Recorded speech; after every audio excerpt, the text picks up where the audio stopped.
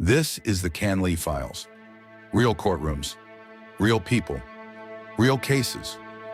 Every episode, we bring you inside Canadian courtrooms, where lives change in a moment and justice is decided. No actors, no fiction, just the truth, told in full. These are real cases, drawn straight from the official court records. Let's begin. Sylvia Postma was born in 1964. Her childhood wasn't easy. When she was just 4 years old, her father died, leaving her mother to raise Sylvia and 6 other children on her own. The house was full, but not always safe. Sylvia was sexually assaulted by a male family member at a young age, a trauma that would follow her for life. Over the years, she sought counseling to heal, but some wounds never fully close. Raised in a deeply religious household, Sylvia developed strong Christian values. Church wasn't just a Sunday thing, it was a pillar. As an adult, she stayed involved in the faith, volunteering regularly for church-sponsored events and pouring her energy into her family and community. She married young and stayed married for 27 years. Friends and relatives saw her as a devoted wife and a hardworking mother. She raised 4 daughters.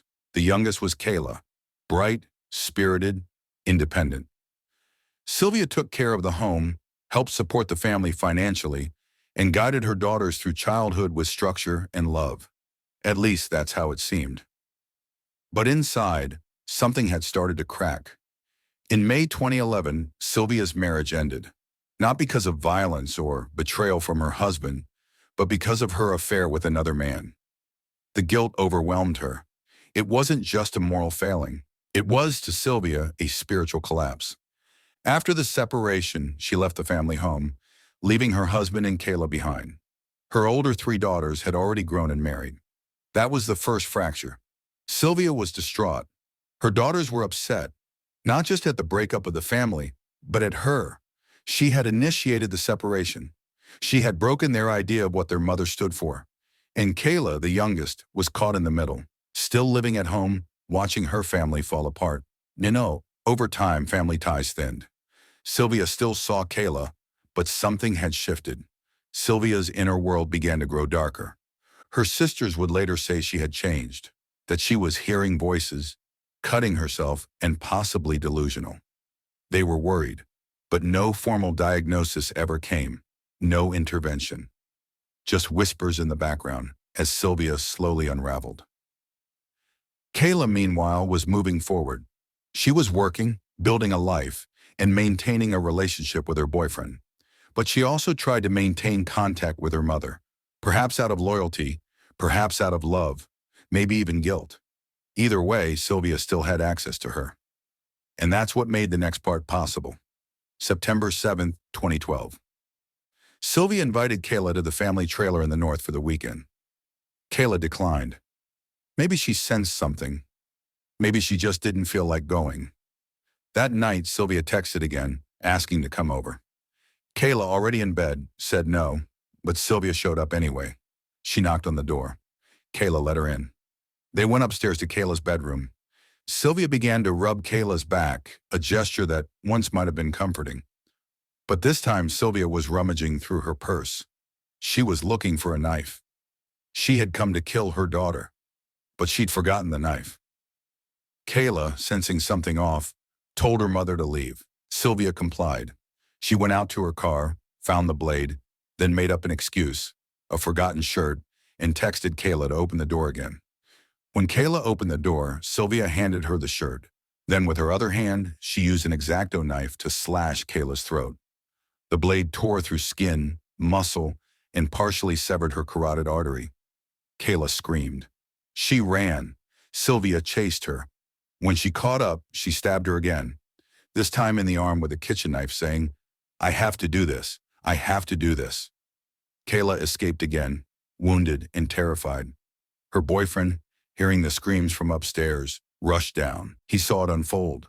Sylvia chasing Kayla down the street with a knife in her hand. He intervened, stopping what might have been the fatal blow. Kayla fled into the house and dialed 911. Sylvia ran. She cut herself, on purpose or by accident, no one knows. Then she crossed a bridge, and threw the knife into the water. But she didn't flee far. When the police arrived, Sylvia surrendered. Calm, direct. She told them where to find the weapon. Her daughter had survived. The court would later hear that Sylvia told her probation officer, "God told me to hurt Kayla." No psychiatrist ever confirmed this was delusion. She refused a full mental health assessment. No medical records explained what happened. What's certain is this.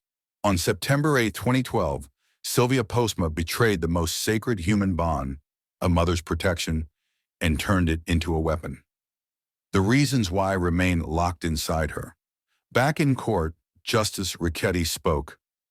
This was a very serious crime with disastrous physical and psychological consequences. He listed the facts. Kayla lives with permanent pain, a scar across her neck, fear, anxiety, isolation. Her safe place, her home, violated by her own mother. Why this happened, he said, remains unanswered. The court considered mitigation, Sylvia's clean record, her guilty plea, her remorse, her decades as a good mother. But the aggravating factors outweighed them all. This was planned and deliberate. Sylvia tried more than once. She used two weapons. She betrayed familial trust. She chased her daughter with lethal intent. This was a brutal, terrorizing, and horrific act, the judge said. The Crown asked for 12-15 years. The defense asked for 6-9. Justice Ricchetti sentenced her to 11 years. He credited her for 22 months already served. A DNA order was issued. A 10-year weapons ban imposed. The punishment must denounce the act, deter future harm, and separate the offender from society. Sylvia showed no visible reaction. Justice had spoken, but the wounds, emotional, physical, spiritual, would last far longer than any sentence. Kayla survived. But nothing was ever the same again.